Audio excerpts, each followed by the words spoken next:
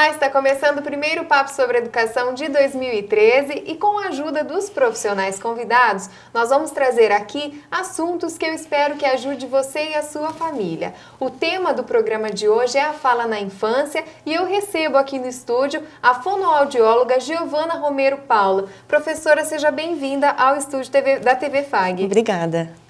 Doutora Giovana, antes de qualquer coisa, é interessante a gente ressaltar aos nossos telespectadores que a comunicação entre criança e adulto começa muito antes das primeiras palavras pronunciadas, não é mesmo? Isso. A gente pode falar, bem como você comentou, que a comunicação ela acontece quando a criança ainda está sendo gerada.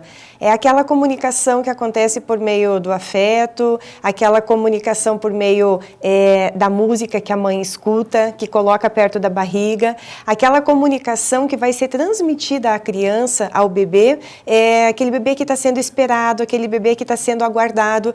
Quando chega essa criança, quando esse bebê entra em casa, já existe toda uma preparação comunicativa, já existe toda uma intenção comunicativa por parte dos pais. E eu costumo dizer que, principalmente, a questão emocional da família interfere de forma decisiva nessa estimulação e nesse momento inicial de comunicação, que ainda não é uma comunicação oral, mas é uma comunicação que envolve o corpo, envolve o tom de voz, envolve o gesto, envolve o carinho.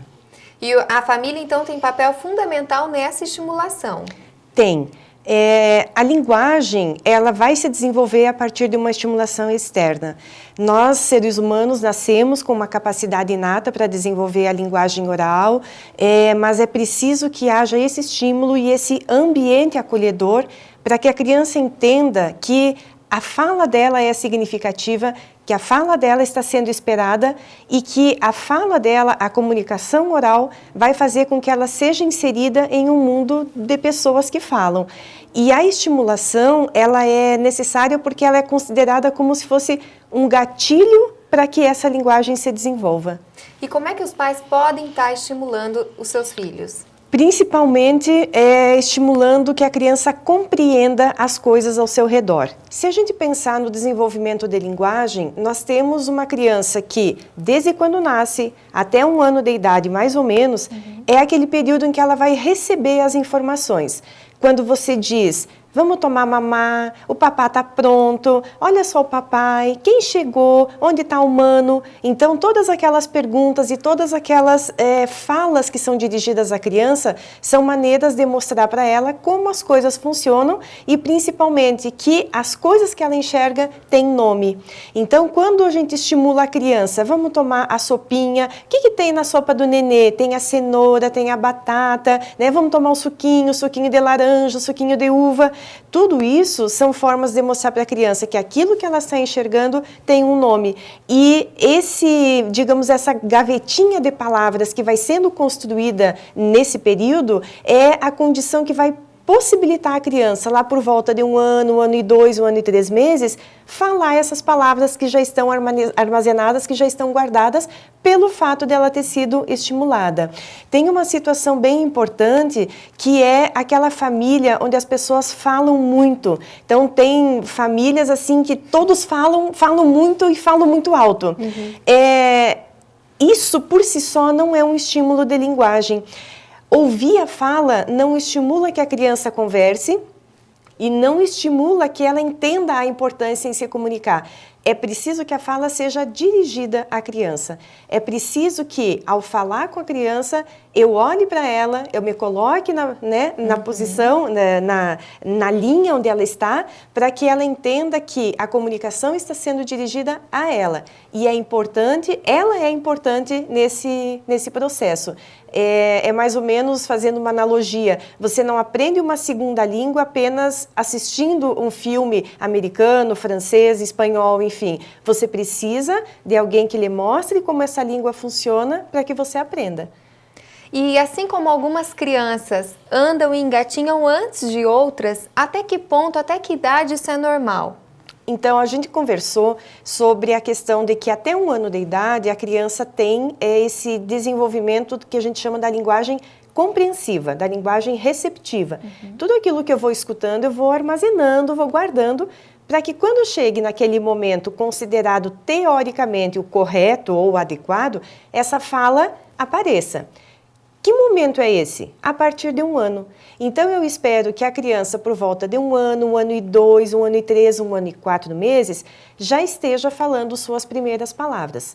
Quais palavras? Qualquer uma que a criança decidir ou eleger como sendo importantes. A gente fica esperando e às vezes até faz aposta. Vai ser mamãe, vai ser papai. Não, vai ser madrinha. Embora seja uma palavra difícil, né? Mas a criança emite a sua primeira palavra a partir de uma representação bem emocional. Às vezes ela vai falar o bico, o ursinho, o paninho que ela leva para dormir, né? Cheirinho. Por exemplo, o cheirinho. Então, essa primeira palavra seria uma manifestação de que a criança tenha condição para falar. E nesse período, então, entre 1 ano, 1 ano e 4 meses, é o surgimento das primeiras palavras e isso precisa acontecer nessa etapa. Não existe um número mínimo de palavras a serem ditas. É mais ou menos a idade, então, que vai contar com que os pais tenham a noção, a base de que tá regular, tá normal, não tá. Para cada idade, nós temos um número aproximado de palavras. Então, por exemplo, com 1 ano e meio, 1 ano e 8 meses, por exemplo, a criança deve estar falando mais ou menos umas 50 palavras. E à medida que ela vai crescendo, esse número de palavras aumenta significativamente. A ponto da criança, por exemplo, ali por volta de 2 anos, já falar quase 1000 palavras. Né? Então, precisa que esse número ele vai aumentando muito significativamente até em função da estimulação que continua acontecendo. O importante, quando uma criança inicia a fala, é cuidar assim. Iniciou a fala por volta de 1 ano, 1 ano e 2, 1 ano e 3, vamos observar se ela continua desenvolvendo, se ela continua falando novas palavras. Porque não adianta muitas vezes a criança iniciar no período correto e estacionar. Então, ela teve uma aquisição da fala, mas não teve o desenvolvimento. E esse desenvolvimento também é consequência da constante estimulação. Então, pai e mãe têm que estimular, porque isso começa em casa, né? Depois, com o tempo que eles vão para a escola. Tudo bem que hoje as crianças, né, cada vez estão indo mais cedo para a escola, mas assim como você falou, começa desde a gestação, né? Do contato do pai tá conversando, da mãe tá conversando. A referência sempre é a família ou os cuidadores, né? Como a gente chama, as pessoas que estão próximas da criança. Às vezes não vai ser o pai e a mãe, às vezes poderá ser uma avó, um tio, uma madrinha, uma tata que esteja com a criança. E é importante que essas pessoas estejam interessadas e estejam atentas a esse desenvolvimento e a essas manifestações da criança. Mas sempre as pessoas que estão à sua volta, no meio familiar, né, que fazem parte do núcleo familiar, é a primeira estimulação e a principal. Sempre com um vínculo afetivo, né? Sempre, sempre. No bem-estar pensando no bem-estar da criança. Porque a gente pensa assim, o fonoaudiólogo trabalha com a fala, se a fala está errada, vamos consertar, né? E não é assim. Às vezes, a fala ou o não falar é apenas uma manifestação de uma questão emocional bem significativa.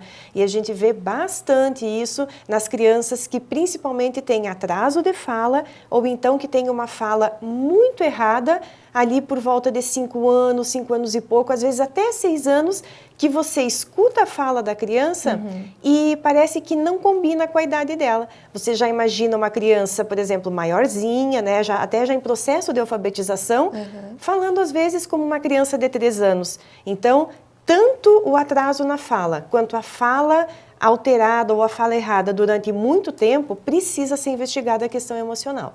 E o uso prolongado da chupeta pode retardar essa fala na criança? A chupeta é uma situação que a gente ficaria assim, uma tarde inteira conversando sobre ela.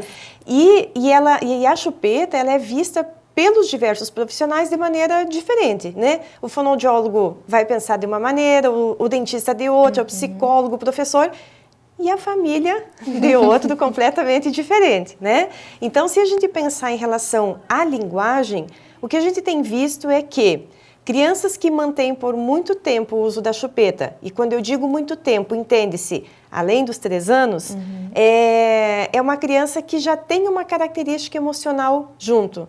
É aquela criança que tem a dificuldade com o desapego, porque o tirar o bico é perder uma partezinha dela que está desde que ela nasceu. Então, esse perder, esse desapego tem a ver com a questão emocional, né? Então, são 2 coisas importantes. A chupeta vai interferir, muitas vezes, nesse desenvolvimento de linguagem como um todo. A criança ainda se enxerga como alguém pequenininho, uma criança, por exemplo, com 2 anos, e tende a manter uma fala assim. Mas tem uma outra questão que é mais funcional, anatômica mesmo.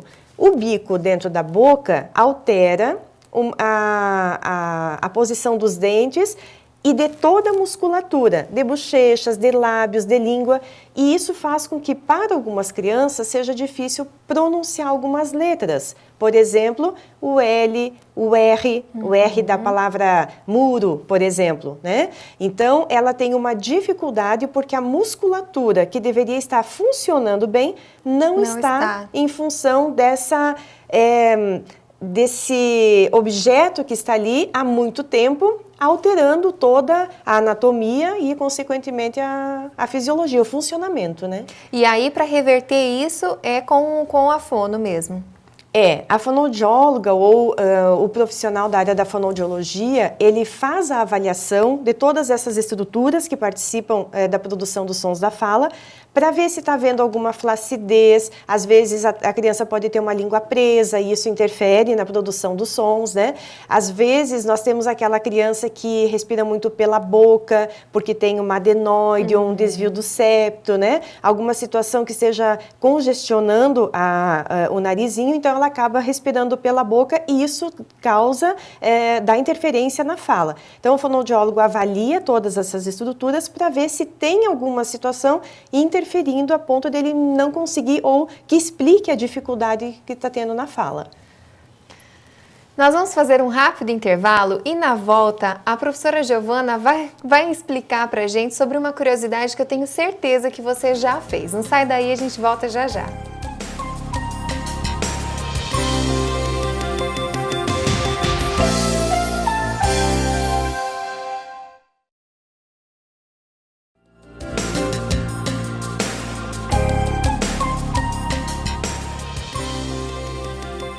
Nós estamos de volta e, como dito anteriormente, professora Giovana, por que é que todo mundo ou a maioria das pessoas, ao se dirigir a uma criança, acaba mudando o tom de voz, fazendo uso de onomatopeias? Por que isso? É uma situação bem curiosa, interessante e tão interessante que gerou pesquisa científica. E existe, cientificamente comprovado, o que a gente chama de fala manhês. É uma fala que o adulto utiliza para se dirigir à criança, quando pequena, desde bebê, que tem muito a ver com a fala da própria criança. O que o adulto faz? Ele utiliza palavras no diminutivo, então a casa é a casinha, o sapato é o sapatinho, o au-au às vezes é o au-auzinho. Torna às vezes a palavra até mais difícil do que ela realmente é, né? Junto com a palavra no diminutivo, a gente utiliza repetições. As palavras são repetidas e as frases são curtas. A gente não faz, não tem uma fala elaborada com a criança, é muito, muito curtinho.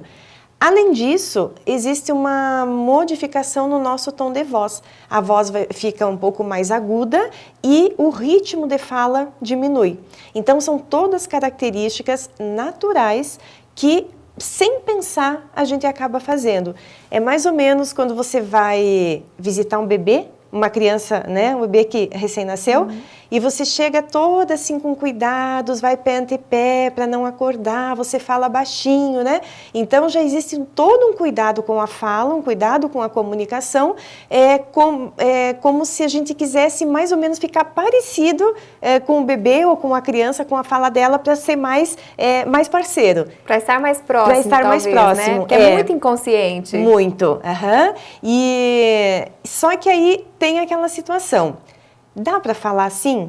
Porque muitas vezes os pais nos perguntam, mas eu tenho que falar sempre corretamente? E eu costumo dizer que assim, você jamais vai dizer para o seu filho, aos 3 meses, por exemplo, bebê, o seu jantar está pronto, seu mamá está sendo servido. Você não diz isso. Você diz, vem cá mamãe, vamos tomar mamazinho. Você utiliza essa fala e precisa utilizar. Por quê? Porque essa fala demonstra o afeto, o carinho e o interesse, que, como a gente falou antes, é o gatilho para que a linguagem aconteça, para que a criança comece a falar. Então, quando você utiliza essas situações de carinho, de afeto, você está mostrando para o bebê, para o seu filho ou para a criança que está junto de você: você é importante para mim, eu estou prestando atenção em você. Então, é importante que a gente diga, a fala correta precisa ser dirigida à criança, nós precisamos utilizar uma fala correta? Sim, mas é preciso que esses momentos de afeto sejam permeados por uma fala que é a fala manhês, que é a fala com diminutivos, com uma voz mais aguda, que às vezes chega a ser até chatinha, para quem não está acostumado, mas é preciso. Porque a criança, ela sente muito antes de saber o significado, ela sente a entonação. Ela percebe a aproximação das pessoas pela voz, pela entonação. Se você disser, mas que bebê feinho, ele vai rir. Porque o que está sendo colocado ali é uma entonação, é a voz, não é o significado, né? Muito interessante, né? E é tão natural isso que às vezes, e aí é uma situação que a gente orienta os pais, às vezes a criança já cresceu bastante e tem pais que continuam fazendo. Aí que eu digo, aí que mora o perigo. Porque quando a criança já percebe, já passou dessa fase de ouvir essa fala mais melosa, é preciso que a gente vá se adaptando, vá adequando as palavras e vá utilizando uma linguagem mais apropriada à idade. É claro que às vezes, assim, vamos imaginar uma criança com 4 anos. Você vai brincar com ela, você vai dizer, vem no colo da mamãe, que saudade, né? Mas você vai sentar e dizer, como foi a escola hoje? E você brincou bastante, né? Exatamente. E amanhã, o que nós vamos fazer, né? Vamos para a casa da avó no final da semana? Então, você conversa, muitas vezes, quase de igual para igual, embora aquela fala manhesa, aquela fala mais assim, em alguns momentos ela continua e ela precisa acontecer. Tem que haver uma evolução, né? Tem. E os pais precisam estar atentos também à resposta das crianças, porque às vezes tem crianças que pela própria personalidade, elas têm um interesse em ficar um pouco mais pequenas. Elas, por si próprias, alguma coisa da personalidade faz com que elas tenham interesse em continuar sendo mais bebês, e elas próprias utilizam por mais tempo essa fala mais dengozinha. Quando os pais percebem isso, eu considero, assim, importante sinalizar para a criança. Olha, imagina uma criança, às vezes, com 3 anos, 4 anos. Você já não chupa mais bico, você não usa mamadeira, você não usa mais fralda, então você não é mais bebezinho e, portanto, não deve falar desse jeito, né? Veja como seus amigos estão conversando, é preciso sinalizar isso para a criança. E, claro, estar atento para alguma situação mais séria, alguma situação emocional, né, afetiva, mais séria, que no caso que precisaria de uma avaliação psicológica, né? E até que idade as crianças podem falar errado, né? A partir de quando não dá mais? Tem que agora começar a falar certinho. Considerando que nós temos o período, teoricamente, de 1 a 4 anos e meio, 5 anos, de aquisição de todos os sons da língua portuguesa, então nós temos uma criança que até 4,5, 5 anos ainda pode falar errado. Todos os sons? Não. Principalmente os sons do R fraco, que a gente chama de parede, professora, muro, barata, que às vezes a criança fala a baiata, a balata, ainda ela pode não falar bem. Mas, desde que inicia ali por volta de 1 ano e 3 meses, 1 ano e 4 meses, ela começa a adquirir o M, o P, o B, o T, o D, depois é o F, o V, o X, o J, todos esses sonzinhos vão vindo na sequência. Por último, é o R e o LH. Então, a gente costuma dizer assim, uma criança aos 3 anos de idade precisa ter uma fala que é entendida pelos outros e ela precisa se fazer entender por meio da sua fala. É muito comum, quando os pais procuram a fonoaudióloga, dizerem assim, eu vou ter que entrar junto na sala para traduzir o que ele está falando, senão você não vai entender nada. Isso. Então, quando aos 3 anos a criança só é entendida pela família, pelas pessoas que estão perto, precisa... como eu digo, botar a pulguinha atrás da orelha. Porque com 3 anos, mesmo que ela esteja ainda falando errado algum sonzinho, alguma letra, ela já tem condição de se sair bem e de se mostrar por meio da fala. Fazer pergunta, explicar alguma coisa, né? Entender o que as pessoas estão dizendo. Então, 3 anos seria aquela idade, assim, crítica para que a gente diga, talvez tenha que procurar porque a gente não está entendendo nada, né? E também, também é importante a questão de que se com 1 ano e meio, 2 anos ela não fala nada, aí sim também é preciso procurar. Porque às vezes pode ser uma questão, como as pessoas dizem, ela é preguiçosa. Até pode ser. Mas se não for preguiça, pode ser que seja uma situação importante que precisa ser investigada. Porque a manifestação pode ser a mesma. Não fala, mas a causa pode ser variada. São inúmeras as situações que podem fazer com que uma criança não desenvolva a fala. Ou tenha dificuldade, né? Professor, é bom então retomar o estímulo, né? É importante e é um dever dos pais, dos avós, dos tios, de toda, né, a família, de estar estimulando essa criança.